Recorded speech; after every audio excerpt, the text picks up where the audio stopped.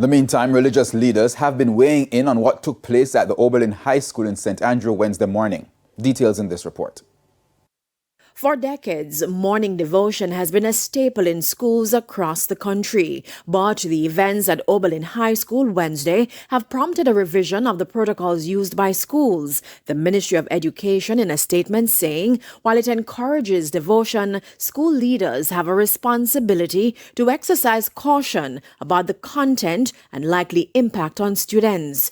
Bishop Delford Davis, pastor of the Power of Faith Ministries in Portmore St. Catherine, agrees that structure is needed. I believe the time has come for us to recognize that the effectual fervent prayer of the peoples of this land have begun to avail in many ways. So I want to trust God that the principals, the management of the school, etc., the Ministry of Education, the minister, will look into all of this and seek to ensure that more sustained, organized prayer takes place in the schools, because indeed the children need it now more than ever. His assessment of what happened at Oberlin High School. I could see that there was a mix of two things that were happening there.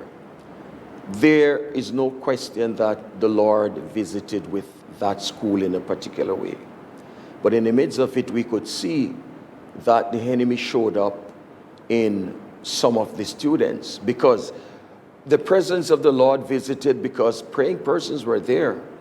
But when we see those who fell out on the ground in a particular way, frothing and convulsing and all of that and making weird sounds, we know for sure that's an intrusion of the enemy, because the enemy seeks at all times to interfere with what God is doing. And in the streets of Linstead in St. Catherine, the kings of the earth set themselves, and the rulers take counsel together against the Lord and against his anointed. Early morning devotion. It's a ritual for Valerie Gray before heading to work. She stressed the importance of the exercise in the workplace and in school. But as for what happened at Oberlin High, parents not praising God, parents are not being surrendered, parents not surrender their life to God, parents don't want to serve God.